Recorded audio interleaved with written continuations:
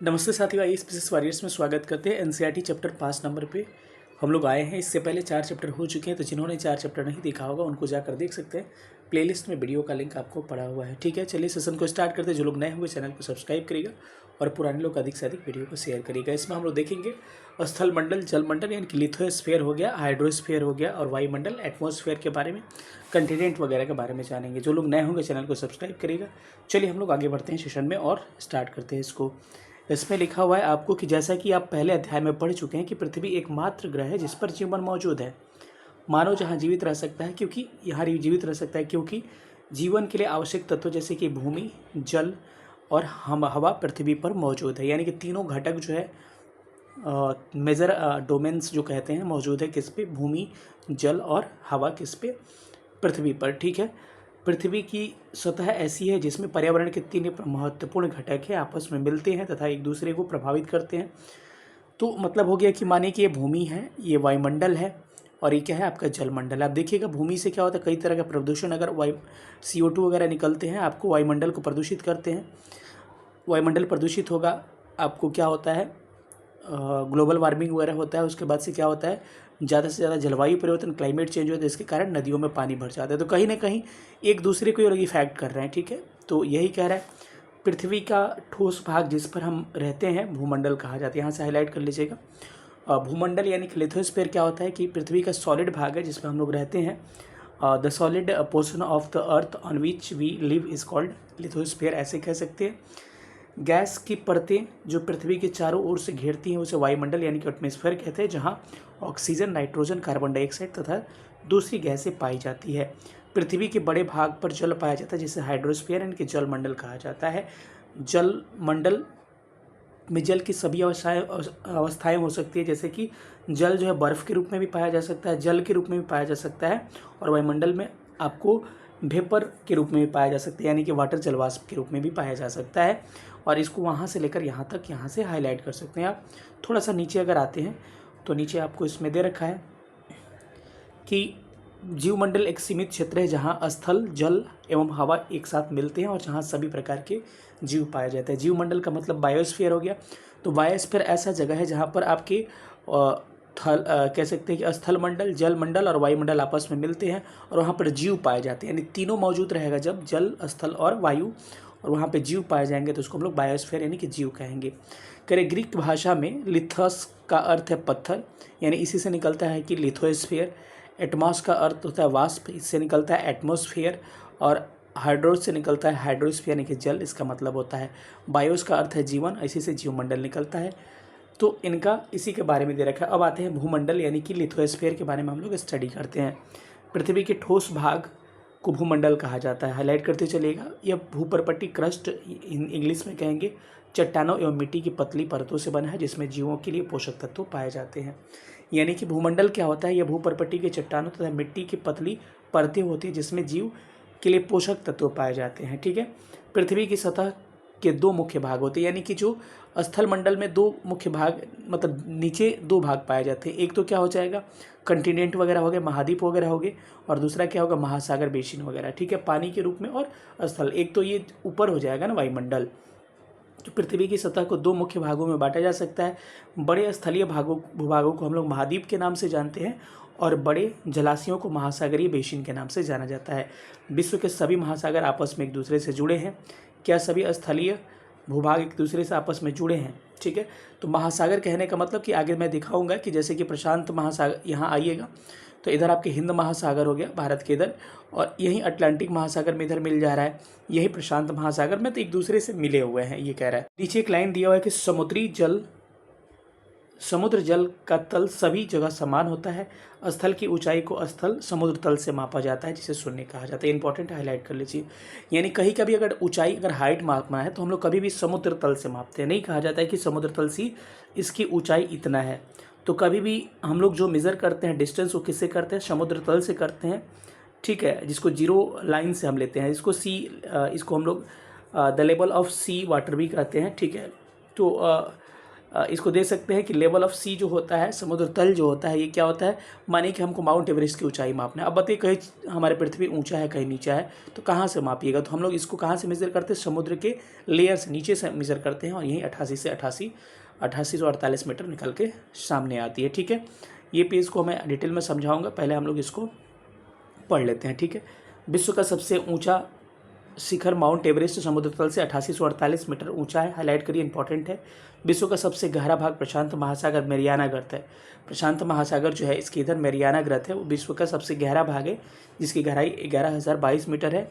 तो इसको आप क्या कर सकते हैं, हाईलाइट कर लीजिए, बहुत इंपॉर्टेंट है। यानी कि सबसे ऊंचे भाग कौन सा है? माउंट एवरेस्ट है, जिसकी ऊंचाई 8848 मीटर है, और सबसे गहरा भाग मैरियाना गर्त है, जिसकी गहराई 11,022 मीटर है। क्या आपने कभी कल्पना की है कि समुद्र की गहराई पृथ्वी के सबसे ऊंचे भाग से इतनी अधिक भी हो सकती है? ठीक है, यहाँ लिखा हुआ है कि न्यूजीलैंड के एडमंड हिलेरी एवं भारत के तेंजिंग नार्गे शेरपा 29 मई 1953 को पृथ्वी के सबसे ऊंचे शिखर माउंट एवरेस्ट पर चढ़ने वाले पहले व्यक्ति हैं। तो कहा जाता है कि इसीलिए हिमालय दिवस हम कब मनाते हैं? आपको 29 मई को मनाते हैं, क्योंकि उस पर हिमालय पर चढ़ने वाला, हिमालय का ही भाग है ना माउंट एवरेस्ट, तो उस पर चढ़ने वाला पहला व्यक्ति कौन था? तेंजिंग नार्गे और एडमंड हिलेरी। हिलेरी जो न्यूजीलैंड के थे, और तेंजिंग नार्गे शेरपा जो भारत के माने जाते हैं। तो यहाँ से ये कब चढ़े थे? 29 मई 1953 को ये सवाल पूछा गया है। जापान की जुंको तोबई विश्व की पहली महिला थी, जिसने 16 मई 1975 को माउंट एवरेस्ट पर कदम रखा। यानी कि पहली महिला माउंट एवरेस्ट पर चढ़ने वाली कौन है? जुंको तोबई है। वही कहा जाए कि बिछंद्री पाल भारत की पहली महिला है, जिसने 23 मई 1984 को माउंट एवरेस्ट पर कदम रखा। यानी कि विश्व का पहला व्यक्ति कौन है? न्यूजीलैंड के एडमंड हिलेरी तथा भारत के तेंजिंग नार्गे शेरपा। और वही कब चढ़े थे? 29 मई 1953 को। वही विश्व की पहली महिला जो माउंट एवरेस्ट पर चढ़ी थी, वो तो पुरुष थे ना, 16 मई 1975 को। ये जापान के जुंको तोबई इनका नाम था। और भारत की पहली महिला माउंट एवरेस्ट पर चढ़ने वाली 23 मई 1984 को बिछेंद्री पाल इनका नाम था। अगर भारत की दूसरी महिला पूछा जाए तो संतोष यादव का नाम आप ध्यान रख सकते हैं। ठीक है, अब यहाँ पर दे रखा है कि पृथ्वी पर 7 प्रमुख महाद्वीप है, ये विस्तृत जलराशि के द्वारा एक दूसरे से अलग होते हैं। महाद्वीप जो होता है ये जलराशि के द्वारा ही अलग होता है, ये आपको यहाँ पर बता रखा है। और महाद्वीपों का नाम यहाँ पर दे रखा है, सारे नाम आप एक बार देख सकते हैं कि एशिया, यूरोप, अफ्रीका, उत्तरी अमेरिका, दक्षिणी अमेरिका, ऑस्ट्रेलिया, अंटार्कटिका। ठीक है, इसमें दिखाया, चित्र में दिखाया गया है, ध्यान से, बड़ा भाग गोलार्ध को दिखाता है। ये बताया एशिया विश्व का सबसे बड़ा महाद्वीप है, ये पृथ्वी के कुल क्षेत्रफल के लगभग 1/3 भाग पर फैला है। यह महाद्वीप पूर्वी गोलार्ध में स्थित है। चलिए हम मैप के माध्यम से हर चीज़ें आपको समझाने की कोशिश करता हूं। बस मैं रीडिंग मारूंगा और मैप पे आपको समझाते चलूँगा, बाद में केवल यहाँ दिखा दूंगा। चलिए देखते हैं। इसमें इस चीज़ को एक्सप्लेन किया है कि बुक में जो लिखा है मैं पढ़ते चलूँगा और समझाते चलूँगा। कह रहे हैं कि पृथ्वी पर 7 प्रमुख द्वीप हैं। कितने भाई? 7 टोटल। कितने हो जाएंगे? एक के बाद से दूसरा, दूसरा के बाद से तीसरा, तीसरा के बाद से चौथा, चौथा के बाद से पाँचवा, चौथा के बाद से पाँचवा अंटार्कटिका। अंटार्कटिका का मैं लंबाई की क्रम मतलब कि इसकी क्षेत्रफल के हिसाब से भी बता रहा हूँ। और छठे नंबर पे क्या आ जाएगा? छठे नंबर पे यूरोप आ जाएगा, 7वें नंबर पे ऑस्ट्रेलिया आ जाएगा। ठीक है, अब इनके बारे में एक एक फैक्ट दिया है, सारे फैक्ट के बारे में हम स्टडी करते हैं।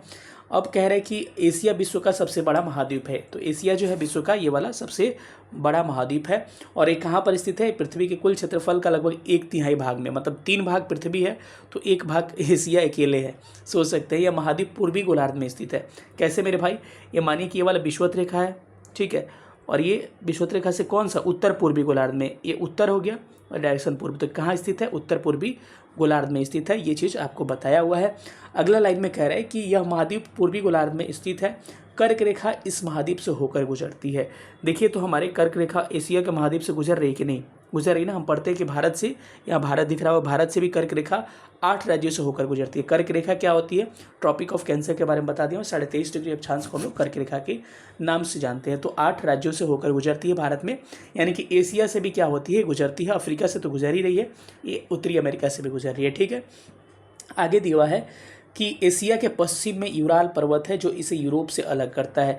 तो जो एशिया यहाँ पर दिख रहा होगा और यहाँ यूरोप दिख रहा होगा, तो एक सवाल पूछता है कि एशिया और यूरोप को अलग करने वाली पर्वत का नाम क्या है? यूराल पर्वत है। तो ये दोनों को मिलाकर यूरेशिया भी कहते हैं हम लोग। ठीक है, तो ये प्रश्न पूछा जा सकता है आपसे। ठीक है, यूरोप एवं एशिया के संयुक्त भूभाग को हम लोग यूरेशिया के नाम से जानते हैं। अगला लाइन ये दिया हुआ है। ठीक है, यूरोप एशिया से बहुत बड़ा, बहुत ही छोटा है। बिल्कुल सही भाई, इससे बहुत छोटा है ना ये वाला यूरोप जो है।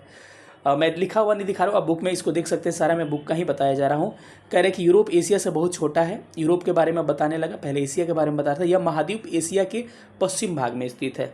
तो ये एशिया के किस भाग में है? तो पश्चिम, ईस्ट में है, वेस्ट में है ना, तो पश्चिम भाग में स्थित है। ठीक है, पहली बात। अगला कह रहे हैं कि आर्कटिक वृत्त इससे होकर गुजरती है। आर्कटिक वृत्त का मतलब समझ रहे हैं? आर्कटिक मतलब कि 66 साढ़े 66 डिग्री यहाँ से होकर गुजरती है, इसकी बातें कर रहे हैं। यहाँ पर देख रहे होंगे 60 है और बीच में यहाँ 66 हो जाएगा। एकदम क्लियर कट में समझाते चलूँगा। अगला यूरोप के बारे में हो गया। यह 3 तरफ से जल से घिरा है। बिल्कुल घिरा है भाई, 3 तरफ से जल से। एक इधर से दिख ही रहा है, इधर से दिख ही रहा है, इधर से दिख रहा है, मतलब 3 तरफ से ये जल से घिरा हुआ है। उसके बाद से विश्व के मानचित्र में देखिए हम इसकी स्थिति का पता लगाइए। अब अफ्रीका के बारे में आ जा रहा है। अफ्रीका के बारे में कह रहे हैं कि अफ्रीका एशिया के बाद विश्व का दूसरा सबसे बड़ा क्या है? कंटिनेंट है। ठीक है, उसके बाद से कह रहे हैं विषुवत रेखा यानी कि इक्वेटर इससे 0 डिग्री अक्षांश लगभग मध्य से होकर गुजरती है। देखिए तो यहाँ से विषुवत रेखा यहाँ से इसके मध्य से होकर गुजर रही है ना। अफ्रीका ये वाला है ना, समझ में इतना आ रहा होगा आपको। ठीक है, उसके बाद से अगला लाइन में कह रहे हैं कि अफ्रीका का बहुत बड़ा भाग उत्तरी गोलार्ध में स्थित है। देखिए ना, इसका ज़्यादा भाग उत्तरी गोलार्ध में ही था ना। 0 डिग्री के इधर क्या होगा? दक्षिणी गोलार्ध, और इधर वाला उत्तरी गोलार्ध। दक्षिणी में कम है, इसका अधिकतर भाग क्या है? उत्तरी गोलार्ध में स्थित है। इसको आपको इंडिकेट करने की कोशिश कर रहा है। आगे चल के बता रहा है कि यही एक ऐसा महाद्वीप है जिससे होकर कर्क, विषुवत और मकर रेखा यानी कि tropic of cancer, tropic of capricorn और आपके इक्वेटर तीनों गुजरती है। देखिए तो यहाँ पर क्या गुजर रहा है? कर्क रेखा गुजर रहा है, अफ्रीका है ना ये, अफ्रीका से। उसके बाद से कह रहा है कि विषुवत रेखा भी गुजर रहा है और मकर रेखा, तीनों गुजरने वाला। ये सवाल पूछा जा सकता है कि कौन सा ऐसा दुनिया का कॉन्टिनेंट है जिससे तीनों, कर्क रेखा, विषुवत रेखा और मकर रेखा होकर तीनों गुजरती है। ठीक है, तो आपको ये बातें समझ में आ गई होगी। चलिए अब आगे इसके बारे में क्या दिया हुआ और हम लोग स्टडी करते हैं। तो अफ्रीका के बारे में और चीज़ें हैं कि सहारा का रेगिस्तान विश्व का सबसे बड़ा गर्म रेगिस्तान है जो कि अफ्रीका में स्थित है।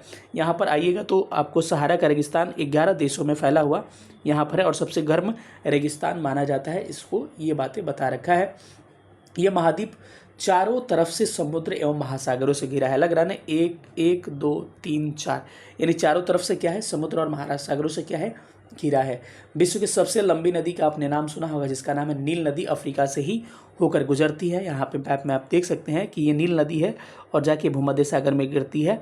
ठीक है, तो ये अफ्रीका से ही गुजरती है। ठीक है, चलिए अब आगे चलते हैं। तो लिखा है कि इतना हमने स्टडी कर लिया। अब कह रहे हैं कि बताइए कि कर्क रेखा, मकर रेखा तथा विषुवत रेखा वृत्त इनके किन किन भागों से होकर गुजरते हैं। अब कहाँ से गुजरता है ये आपको बताने के लिए करें, आपके लिए सवाल है। ठीक है, उत्तरी अमेरिका के बारे में आते थे। उत्तरी अमेरिका विश्व का तीसरा सबसे बड़ा क्या है? कंटिनेंट है। इसके बारे में स्टडी करते हैं। अब कह रहे हैं दक्षिण अमेरिका से एक संकरे स्थल से जुड़ा है। देखिए ना, ये संकरे स्थल से जुड़ा हुआ है ना दक्षिण अमेरिका से। ठीक है, इसको हम लोग आगे चल के संकरे स्थल से जुड़ा है जिसे पनामा जल संधि कहते हैं। ठीक है, तो यहाँ पर यही क्या है? पनामा जल संधि अवस्थित है। किसके बीच में? ये दोनों कंटिनेंट के बीच में। इधर भी एक जल राशि और इधर एक जल राशि इसको जोड़ती है। इसको हम लोग पनामा जल संधि के नाम से जानते हैं। सारे जल संधि के बारे में आगे आपको डिटेल में दिया हुआ, उसको हम लोग एक बार स्टडी कर लेंगे। ठीक है, चलिए अब थोड़ा सा इस सारे पनामा वगैरह के बारे में तो हम डिटेल में बात करेंगे। पहले हम कुछ बातें जो दिया है इसको हम लोग स्टडी करते हैं। यह महाद्वीप पूरी तरह से उत्तरी एवं पश्चिमी गोलार्ध में स्थित है। ये इससे उत्तरी में है और किधर है भाई? यहाँ देशांतर देखिए तो पश्चिमी में है। ठीक है, ये महाद्वीप 3 ओर से महासागरों से घिरा है, 1 2 और 3 ओर से। ठीक है, यही बता रहे हैं। अब दक्षिण अमेरिका के बारे में कह रहे हैं कि दक्षिण अमेरिका का अधिकांश भाग दक्षिणी गोलार्ध में स्थित है। बिल्कुल सही है भाई, दक्षिण अमेरिका पे आते चौथा सबसे बड़ा एक कंटिनेंट है। इसका अधिकतर भाग किस में है? दक्षिणी गोलार्ध में। विषुवत रेखा के इधर क्या होता है? दक्षिणी गोलार्ध, इधर उत्तरी गोलार्ध। तो इसका अधिकतर भाग किस में है? दक्षिणी गोलार्ध में स्थित है। इसके पूर्व एवं पश्चिम में कौन से 2 महासागर स्थित है? पूर्व और पश्चिम में। पूर्व में अटलांटिक हो जाएगा और पश्चिम में प्रशांत। प्रशांत यहाँ भी और प्रशांत यहाँ भी, क्योंकि पृथ्वी गोल है तो ये एक दूसरे से जुड़ा हुआ है। ठीक है, कह रहे कि विश्व की सबसे लंबी पर्वत श्रृंखला एंडीज इसके उत्तर से दक्षिण की ओर फैला है। ठीक है, अब कहा जाता है कि दुनिया का सबसे ऊंची पर्वत चोटी आपको पता है माउंट एवरेस्ट है, लेकिन सबसे लंबी कौन सी है? एंडीज है, जो कि दक्षिण अमेरिका में ये वाला है। एंडीज दिख रहा होगा और इसका रॉकी उत्तरी अमेरिका का आप देख सकते हैं। इसके पश्चिमी भाग, दोनों के पश्चिमी भाग में स्थित है। दुनिया के सबसे लंबी चोटी कहा जाता, लंबी पर्वत श्रेणी कहा जाता है इसको। दक्षिण अमेरिका में विश्व की सबसे बड़ी नदी अमेजन। देखिए, सबसे लंबी नदी कहा जाए तो नील हो जाएगा, लेकिन सबसे बड़ी का मतलब हो गया कि ज़्यादा क्षेत्रफल लेने वाली, अपवाह क्षेत्र के हिसाब से सबसे बड़ी नदी। तो सबसे अगर बड़ी नदी पूछा जाए तो सबसे बड़ी नदी आपका क्या हो जाएगा? लॉन्गेस्ट, इसका आंसर क्या हो जाएगा? इसका आपका आंसर हो जाएगा आपको ये अमेजन हो जाएगा। ठीक है, आगे भी कुछ। ऑस्ट्रेलिया विश्व का सबसे छोटा महाद्वीप है। ये क्या है? विश्व का सबसे छोटा महाद्वीप है, जो कि पूरी तरह से दक्षिणी गोलार्ध में है ना, विषुवत रेखा है, टोटल दक्षिणी गोलार्ध में स्थित है। आगे कह रहा है कि यह चारों तरफ से महासागरों तथा समुद्रों से घिरा है। 1 2 3 4। ठीक है, इतना डिटेल में अच्छा से मैं आपसे कोई नहीं बताएगा। इसे द्वीपीय महाद्वीप कहा जाता है। तो द्वीप क्या होता है? जो चारों तरफ से क्या होता है? पानी से घिरा होता है। तो द्वीप है ही, और द्वीप में ही एक महाद्वीप है, इसीलिए ऑस्ट्रेलिया को हम लोग द्वीपीय महाद्वीप के नाम से जानते हैं। तो सवाल पूछ सकता है कि द्वीपीय महाद्वीप कौन सी है, तो कहेगा ऑस्ट्रेलिया को हम लोग द्वीपीय महाद्वीप के नाम से जानते हैं। तो ऑस्ट्रेलिया के बारे में भी हमने स्टडी कर लिया। ठीक है, अब सवाल ऑस्ट्रेलिया के बारे में तो आपने स्टडी कर लिया। इसको हम लोग क्या कहते हैं? It is called an island continent. ठीक है, इंग्लिश में इसको आइलैंड कंटिनेंट कह सकते हैं। लेकिन आपको प्रायद्वीपों का प्रायद्वीप कहा जाए, ठीक है, तो आपको किसको? यूरोप को कहा जाता है। ठीक है, अब आते हैं अंटार्कटिका, एक आखिरी ये वाला। तो ये तो हरदम इस पर बर्फ लगा होता है, इसके बारे में स्टडी करते हैं। एक बहुत ही बड़ा महाद्वीप है जो कि दक्षिणी गोलार्ध में स्थित है ना, दक्षिणी गोलार्ध में टोटली स्थित है। दक्षिणी ध्रुव इस महाद्वीप के मध्य में, यहाँ पर आपके क्या है? साउथ पोल है, इसके बीच में, दोनों तरफ से बीच में अवस्थित है। इसकी बातें कर रहे हैं। उसके बाद से करें, चूंकि यह दक्षिणी ध्रुव से क्षेत्र में स्थित है, इसीलिए हमेशा मोटी बर्फ की परतों से, क्योंकि जितना अक्षांश बढ़ेगा तो कि ठंडी ज़्यादा पड़ेगी, तो हरदम बर्फों से ढका रहता है। इसको श्वेत द्वीप के नाम से हम जानते हैं कभी कभी। ठीक है, तो बुक में इसमें नहीं दिया, लेकिन श्वेत द्वीप याद रखिएगा। अब इसके यहाँ किसी भी प्रकार का स्थानीय मानव निवास नहीं करता है, और बहुत से देशों के शोध केंद्र यहाँ है। देखिए, इसमें रिसर्च सेंटर है, इसके बारे में पूछता है। भारत के भी 2 हैं, मैत्री और गंगोत्री। तो पूछेगा कि भारत के मैत्री और गंगोत्री क्या है, तो शोध क्या है? शोध संस्थान है। ठीक है, तो पूछा जा सकता है, ये बड़ा इंपॉर्टेंट है कि मैत्री और दक्षिणी गंगोत्री क्या है, तो भारत के शोध रिसर्च स्टेशन कह सकते हैं। कहाँ पर है? तो अंटार्कटिका में अवस्थित है। ठीक है, तो इतना ही मैप के बारे में जानना था। अब थोड़ा सा मैं आपको कुछ और दिखा दे रहा हूँ, तब हम लोग सीधे जलमंडल पर थोड़ा सा हम लोग बढ़ेंगे। ठीक है, चलिए इसको देखिए। एक ये वाला भाग छूटा था, जिसके बारे में थोड़ा सा मैं बता दूं। ये सब मैं पढ़ा रहा था जब, तो कहेगा कि स्थल संधि क्या है? तो स्थल संधि स्थल का एक संकरा पतला भाग है, जो 2 बड़े स्थलीय भागों को एक दूसरे से जोड़ता है। तो ये जो दिख रहा है, ये क्या? स्थल संधि, क्योंकि उत्तरी अमेरिका दक्षिणी अमेरिका को जोड़ता है, इसको स्थल संधि कहते हैं। और जल संधि क्या होता है? ठीक है, दोनों को स्टडी करना बहुत ज़रूरी है। ठीक है, क्योंकि आपको इसको स्टडी नहीं करेगा तो आपको चीज़ें क्लियर नहीं हो पाएंगी। इंग्लिश में इसको स्थल संधि को हम लोग इस्थेमस कहते हैं। ठीक है, आइस्थेमस कहा जाता है। ठीक है, जल संधि को हम लोग स्ट्रेट कहते हैं। ठीक है, तो जल संधि क्या है? पानी का संकरा भाग है, पानी का पतला भाग है जल संधि। 2 बड़ी जल राशि जैसे समुद्र तथा महासागर को एक दूसरे से जोड़ता है।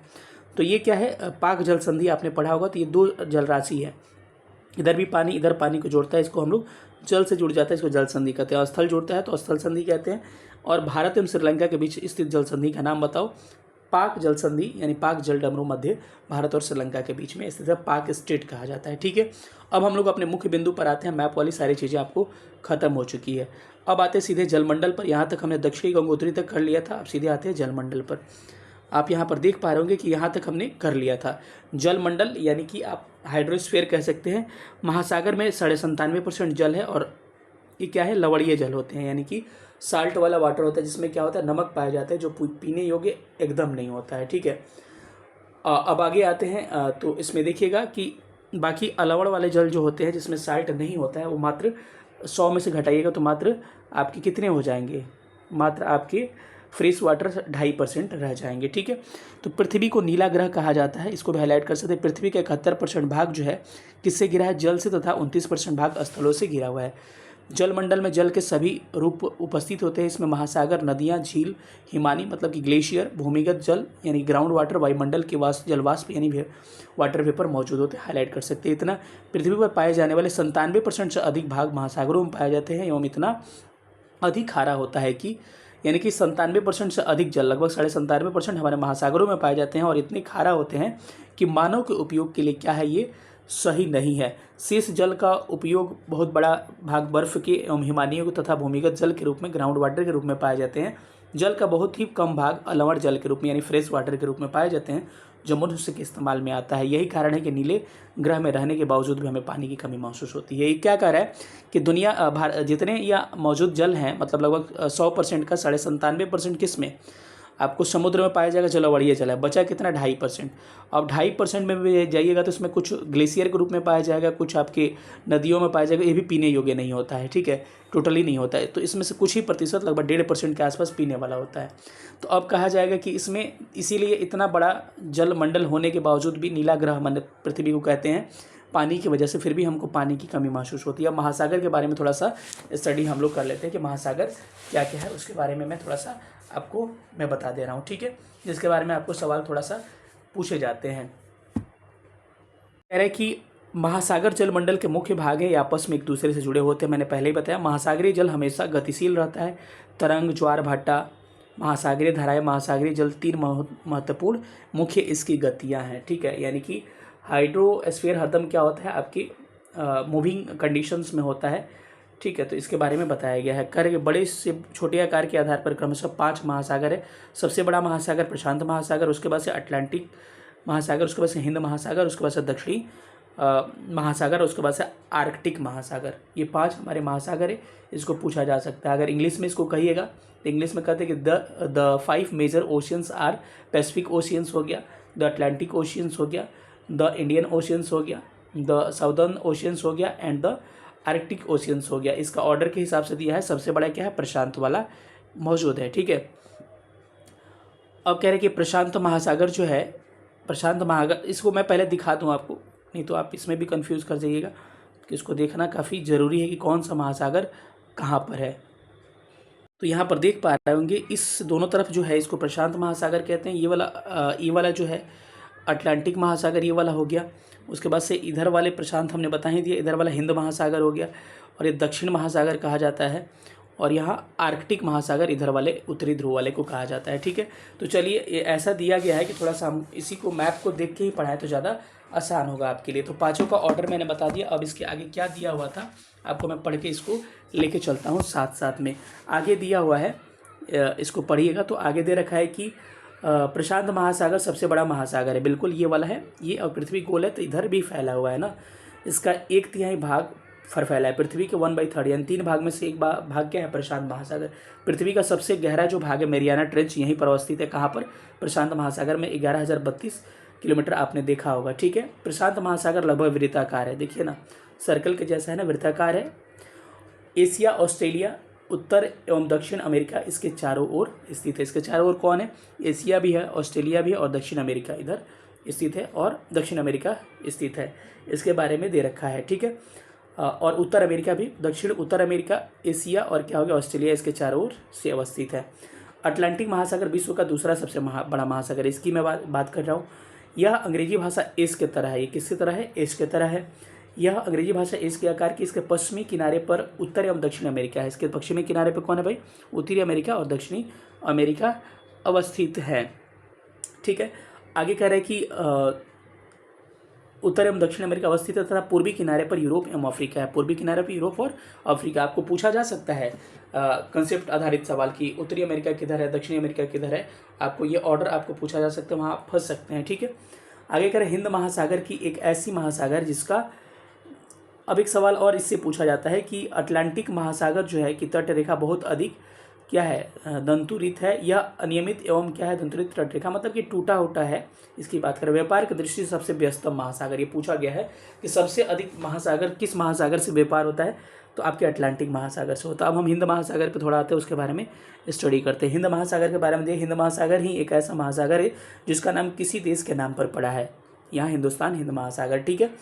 आगे कह रहे हैं कि यानी भारत के नाम पर रखा गया है। यहाँ महासागर लगभग त्रिभुजाकार है। कैसी है, त्रिभुजाकार इस आकृति है। इसके उत्तर में एशिया, इसके उत्तर में क्या है भाई, एशिया है, और इसके पश्चिम में क्या है, अफ्रीका है, और इसके पूर्व में क्या है, ऑस्ट्रेलिया अवस्थित है। दक्षिणी महासागर अंटार्कटिक महाद्वीप की चारों ओर से घिरा है। दक्षिणी महासागर जो है ये वाला अंटार्कटिक से चारों तरफ से क्या है, घिरा हुआ है, इसकी बातें कर रहा है। यह अंटार्कटिका महाद्वीप से उत्तर की ओर 60 डिग्री दक्षिणी अक्षांश पर स्थित है। यहाँ देखिएगा, मैं बताऊँ तो 60 डिग्री दक्षिणी अक्षांश यही कह रहा है कि अवस्थित है। आर्कटिक महासागर उत्तर ध्रुव वृत्त में स्थित है। आर्कटिक महासागर की बात करें, आर्कटिक महासागर क्या है, ये यहाँ अवस्थित है, इसकी बात करें। आर्कटिक महासागर ये ऊपर उत्तरी ध्रुव के पास अवस्थित है। ठीक है। और कह रहे हैं कि यह तथा उत्तर ध्रुव के चारों तरफ फैला हुआ है। प्रशांत महासागर से छिछले जल वाले एक संकरे भाग से जुड़ा है जिसे बेरिंग जल संधि कहते हैं। तो बेरिंग जल संधि कहाँ पर है? यहाँ पर है। ये प्रशांत महासागर और आर्कटिक महासागर एक दूसरे से यहाँ पर मैच होते हैं, यहाँ से जाकर यहाँ से, इसी को क्या कहते हैं हम लोग बेरिंग जल संधि के नाम से जानते हैं। तो ये किसको जोड़ता है? आर्कटिक महासागर और प्रशांत महासागर को आपस में जोड़ता है। यह उत्तर अमेरिका के उत्तरी तट तथा यूरेशिया से घिरा हुआ है। यही उत्तरी तट इसका और यूरेशिया इधर से घिरा हुआ है, ये कह रहा है। अब वायुमंडल पे थोड़ा सा हम लोग आ जाते हैं। वायुमंडल का अब हमको कहीं पे भी मैप की ज़रूरत नहीं पड़ेगी। वायुमंडल के बारे में स्टडी करेंगे, एटमॉस्फेयर के बारे में, तो इसमें बस रीडिंग देना है, थोड़ा सा ज़्यादा समझना भी नहीं है, ज़्यादा कुछ है ही नहीं, ठीक है। करें कि हमारी पृथ्वी चारों ओर से गैस की परतों से घिरी हुई, जिसे हम लोग वायुमंडल के नाम से जानते हैं। हाईलाइट कर लीजिए, वायु की यह पतली परत इस ग्रह को महत्वपूर्ण एवं अटूट भाग है। यह हमें एक ऐसी वायु प्रदान करती है जिससे कि हमें लोग सांस ले सकते हैं। वायुमंडल हम लोगों को सूर्य की हानिकारक किरणों से क्या करती है? रक्षा करती है। यहाँ पर दिया हुआ है आपको क्षोभ मंडल यानी कि ट्रोपोस्फियर, जहाँ पर क्या कर सकते हैं? वायुयान उड़ा सकते हैं, मौसम संबंधित गतिविधियाँ यहाँ नहीं होती है। दूसरा समताप मंडल, जिसमें हम क्या कर सकते हैं? मौसम संबंधित गतिविधियाँ इसमें होती है, तो वायुयान हम नहीं उड़ा सकते। समताप मंडल में क्या होता है? मौसम संबंधित गतिविधियाँ नहीं होती है, तो इसमें वायुयान हम उड़ा सकते हैं। उसके बाद यहाँ तापमान मध्य मंडल होता है, मेसोस्फीयर, उसके बाद आयनोमंडल होता है और एक बहिर्मंडल होता है। थोड़ा सा इसको ध्यान, वायुमंडल की 1600 किलोमीटर ऊंचाई तक फैला है। तो पूछेगा वायुमंडल कितना ऊंचाई तक? भाई 1600 ऊंचाई तक किलोमीटर। वायुमंडल उसके घटकों, तापमान तथा अन्य आधार पर परतों से बांटा जाता है। इन परतों को पृथ्वी की सतह से शुरू किया जाता है। क्षोभ मंडल, समताप मंडल, ये पूरा इसका क्रम दिया हुआ है कि सबसे पहले क्या होता है? क्षोभ मंडल, ट्रोपोस्फीयर, समताप मंडल, स्ट्रेटोस्फीयर, मध्य मंडल, मेसोस्फीयर, आयनोमंडल, आयनोस्फीयर और बहिर्मंडल, एक्सोस्फीयर, सबका आपको क्रम दे रखा है, मैंने पहले इसको बता दिया है। आगे चलिएगा तो दे रखा है कि वायुमंडल मुख्यतः ऑक्सीजन एवं नाइट्रोजन से बना होता है, जो कि साफ तथा शुष्क हवा 99% भाग है। यानी ऑक्सीजन और नाइट्रोजन को मिला के कितना? लगभग 99% भाग है। आयतन के अनुसार नाइट्रोजन 78%, ऑक्सीजन क्या है? 21%, दूसरी गैस है कार्बन डाइऑक्साइड, आर्गन। आर्गन कितना? 0.93%। वहीं आपके कार्बन डाइऑक्साइड 0.03% पाया जाता है। इसको थोड़ा सा याद रखिएगा। आर्गन 1% कह रहा है, तो इसी का डाटा याद रखिएगा, नहीं तो बाद में दिक्कत हो जाता है। ऑक्सीजन की सांस लेने के लिए आवश्यक है, जबकि नाइट्रोजन प्राणियों की वृद्धि करने के लिए आवश्यक है। कार्बन डाइऑक्साइड यदि भी बहुत कम मात्रा में पाया जाता है, लेकिन यह पृथ्वी के द्वारा छोड़ी गई ऊष्मा को अवशोषित करता है, जिससे पृथ्वी गर्म होता है। यह पौधों की वृद्धि के लिए आवश्यक है। यानी कि जो ऊष्मा पृथ्वी से जाती है वो रोक के कौन रखता है? कार्बन डाइऑक्साइड रखता है, जिसके कारण आप समझते होंगे कि ग्लोबल वार्मिंग वगैरह की समस्या देखने को मिलती है। आगे देखिएगा तो आगे क्या दे रखा है? करें कि ऊंचाई के साथ वायुमंडल के घनत्व में भिन्नता आती है। यह घनत्व समुद्री तल से सबसे अधिक होता है तथा जैसे जैसे हम ऊपर की ओर जाते हैं तेजी से हवा के साथ घटती है। आप जानते हैं कि पहाड़ों पर पर्वतारोहियों का हवा के घनत्व में कमी होने के कारण सांस लेने में कठिनाई होती है। ऊंचाई पर सांस लेने के लिए हम अपने साथ सिलेंडरों को लेकर जाते हैं। जैसे कि जितना ऊपर जाइएगा वायु का घनत्व, डेंसिटी कम होता जाएगा, जिसके कारण हमको सांस लेने में कठिनाई होगी, घनत्व कम होता जाता है। इसीलिए जो पर्वतारोही होते हैं, जो पर्वतों पर चढ़ते हैं, ठीक है, वो क्या करते हैं? अपने साथ सिलेंडर लेके जाते हैं ऑक्सीजन का, ताकि वो क्या कर सकें? आपको सांस अच्छी तरह से ले सकें। स्थलमंडल, ये आपको बायोस्फीयर को वायुमंडल, जलमंडल, और इसी को हम लोग क्या कहते हैं? जीवमंडल, इसी को हम लोग बायोस्फीयर कहते हैं, जहाँ पर जीव रहते हैं। इसको दिखाया एक डायग्राम के माध्यम से। आगे बढ़ते हैं थोड़ा सा, तो आगे दे रखा है कि ऊपर की ओर जाते हैं तो तापमान भी घटता है। वायुमंडल की पृथ्वी पर दबाव डालता है, यह एक स्थान से दूसरे स्थान पर अलग अलग होता है। कुछ क्षेत्रों में हमें अधिक दाब महसूस होता है, जबकि कुछ क्षेत्रों में हमको कम दाब। वायु उच्च दाब से निम्न दाब की ओर बहती है। गतिशील वायु को हम लोग पवन कहते हैं। तो गतिशील वायु ही क्या कहलाती है? पवन। अगर वायु रुकी हुई रहेगी तो उसको हम लोग पवन नहीं कहेंगे। ये कह रहा है कि मानिए यहाँ एटमॉस्फेरिक 90 है, यहाँ 20 है, तो किधर से किधर बहेगी? हाई से लो प्रेशर की ओर। जितनी ऊंचाई बढ़ती है हमारा प्रेशर कम होता जाता है, ठीक है। आगे थोड़ा सा और बढ़ते हैं तो जीवमंडल के बारे में कुछ दे रखा है कि जीवमंडल स्थल तथा जल तथा हवा के बीच का एक सीमित भाग है। यह वह भाग है जहाँ जीवन मौजूद है। यहाँ जीवों की बहुत सारी प्रजातियाँ हैं, जो कि सूक्ष्म जीवों तथा बैक्टीरिया से होकर बड़े स्तनधारियों का आकार में पाई जाती है। मनुष्य सहित सभी प्राणी जीवित रहने के लिए एक दूसरे से जीवमंडल से जुड़े हुए हैं। जीवमंडल के प्राणियों को मुख्यतः 2 भागों, जंतु एवं पादप, में विभक्त किया जाता है। पृथ्वी के तीनों परिमंडल आपस में पारस्परिक क्रिया करते तथा एक दूसरे को किसी न किसी रूप में प्रभावित करते हैं। उदाहरण के लिए लकड़ी तथा खेतों के लिए वनों को काटा जाए तो इससे ढलुआ भाग पर मिट्टी कटाव तेजी से होने लगेगा। मतलब कह रहा है कि अगर हम पेड़ों को काटते हैं तो हमारा मृदा अपरदन शुरू हो जाता है। इससे प्राकृतिक आपदाएं जैसे भूकंप, पृथ्वी की सतह में परिवर्तन आ जाता है। हाल ही में सुनामी के कारण अंडमान निकोबार द्वीप समूह का कुछ भाग पानी में डूब गया है, ठीक है। आगे आइएगा तो आगे दे रखा है कि डूब गया है। हाल ही में सुनामी के कारण अंडमान निकोबार के द्वीप समूह के कुछ भाग डूब गया है।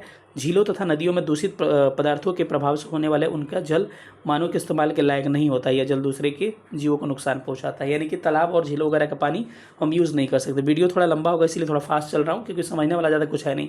उद्योग, तापीय विद्युत संयंत्रों यानी कि थर्मल पावर प्लांट तथा गाड़ियों से उत्सर्जित पदार्थ वायु को प्रदूषित करता है। ठीक है, इंडस्ट्री से जो निकलता है कार्बन डाइऑक्साइड, कार्बन मोनोऑक्साइड, गाड़ियों से कार्बन मोनोऑक्साइड निकलता है। ये क्या करता है, हमारे वायुमंडल को प्रदूषित करता है। कार्बन डाइऑक्साइड वायु का एक महत्वपूर्ण घटक है, लेकिन कार्बन डाइऑक्साइड की मात्रा वृद्धि के कारण पृथ्वी के तापमान में वृद्धि होती है। इसे भूमंडलीय तापन कहते हैं। ठीक है, भूमंडलीय तापन आपको पहले भी पता होगा। भूमंडलीय तापन किसे कहते हैं? मंडलीय तापन का सबसे अच्छा वर्ड है ग्लोबल वार्मिंग। ग्लोबल वार्मिंग क्या है कि पृथ्वी हीट होके जाएगी और अपने उष्मा को छोड़ेगी, कार्बन डाइऑक्साइड अवशोषित कर लेगा और वायुमंडल में ही रहेगा, जिससे हमारी अर्थ गर्म हो जाती है। इसी को हम लोग ग्लोबल वार्मिंग के नाम से जानते हैं। इसीलिए भूमंडल, वायुमंडल तथा जलमंडल के बीच प्राकृतिक संतुलन को बनाए रखने के लिए पृथ्वी के संसाधनों का सीमित उपयोग करना चाहिए। और हमको संसाधनों को जितने बचाइएगा उतना ही आपको प्रदूषण कम होगा। अब क्वेश्चन पे आते हैं। क्वेश्चन पढ़िएगा क्या कह रहा है कि कौन सी पर्वत श्रृंखला एशिया यूरोप को अलग करती है? तो क्या हो जाएगा? यूराल पर्वत। आपने देखा होगा इधर एशिया और इधर यूरोप है। ठीक है। उत्तरी दक्षिण अमेरिका कैसे जुड़ा हुआ है? स्थल जल संधि से जुड़ा हुआ है आपका। वायुमंडल में किस गैस का प्रतिशत सर्वाधिक है? नाइट्रोजन कितना? 78% पाया जाता है। पृथ्वी का कौन सा भाग ठोस चट्टानों का बना होता है? तो कौन बना होता है भाई? आपका थल मंडल। ठीक है, यानी कि लिथोस्फीयर। सबसे बड़ा महाद्वीप कौन सा है? एशिया सबसे बड़ा महाद्वीप है। फिलिंग द ब्लैंक्स भी देख लीजिए थोड़ा जल्दी जल्दी। क्या कह रहा है कि पृथ्वी का सबसे गहरा भाग क्या है? मैरियाना ट्रेंच है प्रशांत महासागर में। महासागर का नाम एक देश के नाम पर हिंद महासागर हो जाएगा। स्थल जल एवं हवा का एक सीमित भाग जीवमंडल बायोस्फीयर हो जाएगा। यूरोप एवं एशिया महाद्वीपों को एक साथ कहा जाता है यूरेशिया। पृथ्वी पर सबसे ऊंचा पर्वत क्या है? माउंट एवरेस्ट स्थित है। बताइएगा सेशन कैसा लगा? वीडियो लंबी हो जाएगी। जिन्होंने पहले वाला सेशन नहीं देखा होगा, सेशन जाके 4 चैप्टर का दे सकते हैं। थैंक यू सेशन देखने के लिए बहुत बहुत धन्यवाद। Thank you so much. जय हिंद।